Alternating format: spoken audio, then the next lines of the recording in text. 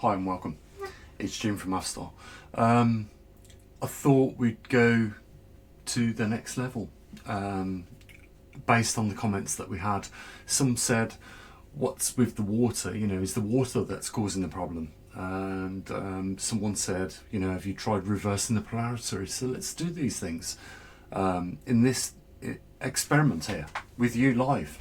So what we've got is a TDS and EC pen, and we've got two different glasses of water here. One is the tap water, the other one is just our filtered, goes through 5 stages of filtration, and it shows you parts per million in there. You can see 001. It is ultra clean, that water is. It goes through 5 different stages of filtration, and you know, then it goes through a deionizer as well. Compared to tap water, 223. So with this experiment we've been using tap water, but this time I've filled it up with our super filtrated water, which has 1 part per million, you know, which is virtually pure water. So let's switch it on. This is using our super filtrated water. As you can see, not even a single bubble of oxygen in this electrolysis experiment. And you're thinking, well, there must be something wrong here. Maybe the electrode's coated with something, and that's what's causing, you know, the anomaly. And I'm going to show you that that's not the case right now. I'm going to disconnect the positive, and it stops. There's a positive lead at the power supply. I'm going to disconnect the negative, and I'm going to put them in the reverse polarity. So I'm going to push the black lead into the red and the red into the black. So we've now reversed it, and we should have, as we're seeing right now, oxygen not being performed on the right hand side, but yet readily available hydrogen. So what the hell is going on? This isn't something to do with the water, as we've just explored, because I've showed you on the TDC, you know, we have 1 part per million, or maybe it's, there you go. Okay, 17 parts per million. Doesn't really matter. That's nothing in a water sample compared to, you know, ordinary tap water, which is running at, you know, a good 206 parts per million. We can also test the electrical conductance of this by shifting it over. Let's see what that happens. So 480 on the tap water, and on the filtered water, you know, 31, a lot less. And it's the filtered water that we've got in there now, and you can see there is no oxygen being performed, but plenty of oxygen, and that's quite shocking.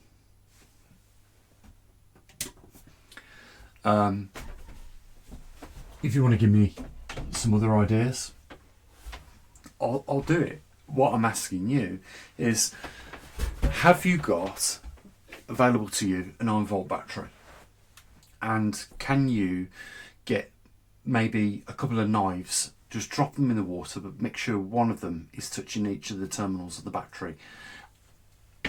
Add a little electrolyte, you know, common salt in the water to make it conductive. And tell me if you're seeing bubbles form on the, you know, the positive side of things. Let me see, you know, if we're getting hydrogen form on the negative. That's what we want to know. Why are we holed up right now on this? I'll tell you why. It's because if we can't get simple experiments to constantly repeat each other in a line or in a linear expected fashion, we've got no baseline for what is to be expected and what's not. And we're talking about simple electrolysis here. As someone said, as CERN interacted with something that's probably changed things. Well, we don't know, is the obvious answer. You know, when we started to observe electrons, then we entered the quantum world, and under observation things changed. You know, CERN have gone a lot deeper than that. They have gone to the inner subatomic particles. We're not talking about now protons and neutrons. We know those make up atoms, and the amount of those that are within the atom dictates what atom it is. So, for instance, hydrogen will have a lot less, well, it's got one proton, one neutron and one electron. It's the most simplest atom on the periodic table. When we start going up to the more exotic ones, then we start talking about lots of protons, lots of neutrons, and of course different subshells of electrons. So, you know, we end up with those exotic elements on the periodic table. But what's going on here is what I want to try and understand. And if you can produce, let's face it, if you can produce through electrolysis just nothing but hydrogen, there is opportunity there to take advantage of, you know, a profitable margin. You know, there are companies that would love that. The lack of oxygen being produced whilst producing a hydrogen. You know, you and people in, you know, Africa that are using these biodigesters, you know, if they could eliminate oxygen, then, you know, they've just made their energy twice as much more safer to use. You know, without the oxygen in there, it's no longer explosive. You might be thinking, is that actually hydrogen in there? It is. I could ignite it. Yeah, I'm going to run it for a little bit for you, and we'll ignite it.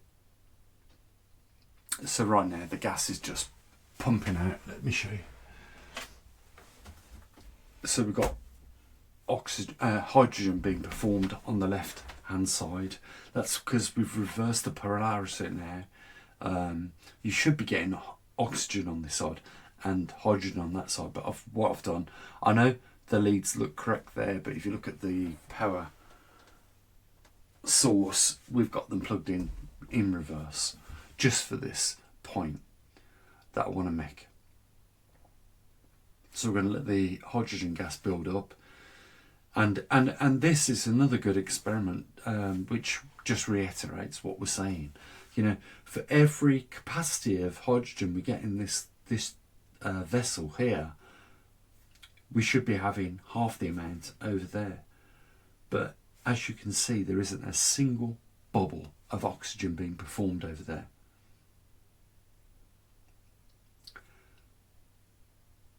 So we're going to let that build up, because it's very easy to burn off that small amount of gas that's even there now. So we're just going to let it. I want you to see that what I'm saying is not incorrect. You know, there's no oxygen whatsoever being performed. You can see plenty of gas bubbles coming off the electrode here. You know, yesterday we had it coming off this one. That's because we reversed the polarity now. And what I want to show you guys is just, you know, the amount of hydrogen that's being produced. Now, what we should have is at least that amount of oxygen. We don't. We should have half the amount of volume of gas that we've got in hydrogen, in oxygen over here, and we don't have it.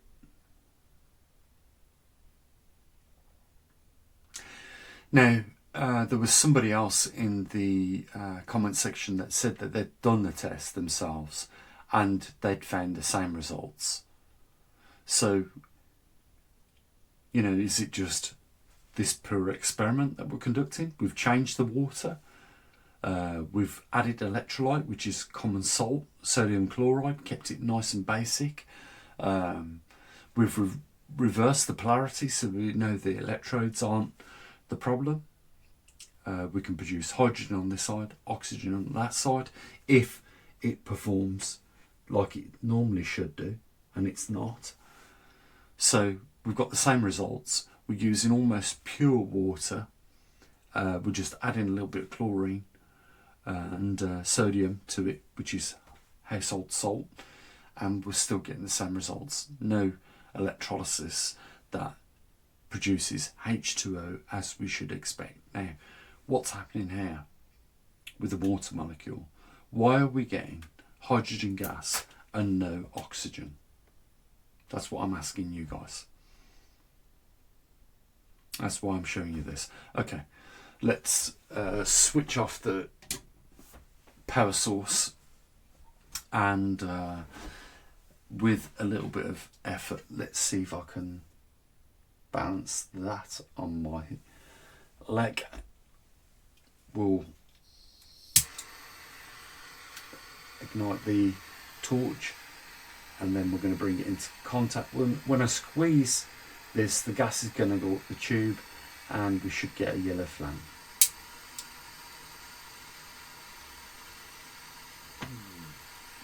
There you go. So absolutely we have hydrogen gas being formed in that chamber.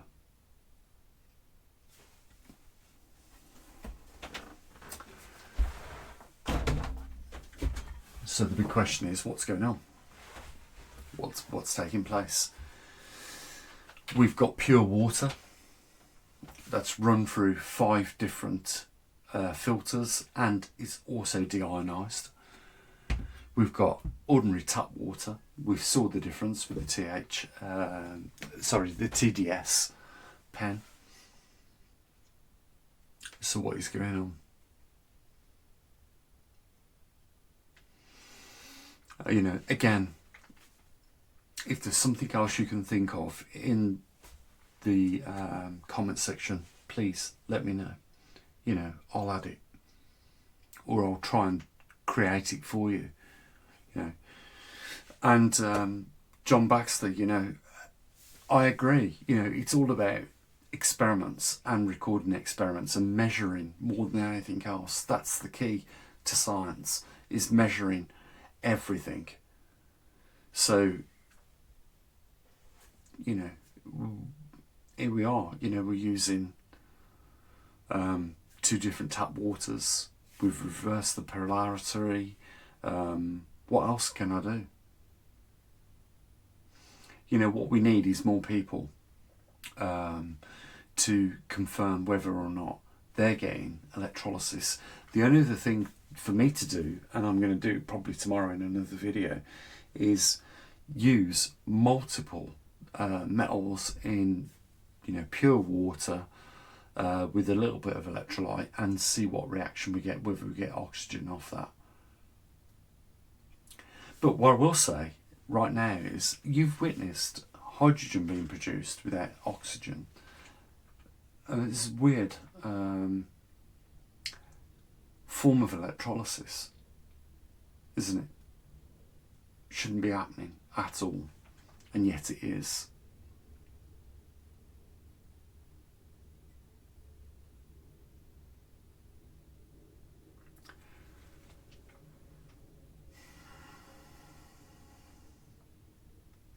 Strange times we're living in right now. Give me your thoughts. As always, take care of your loved ones. Bye for now.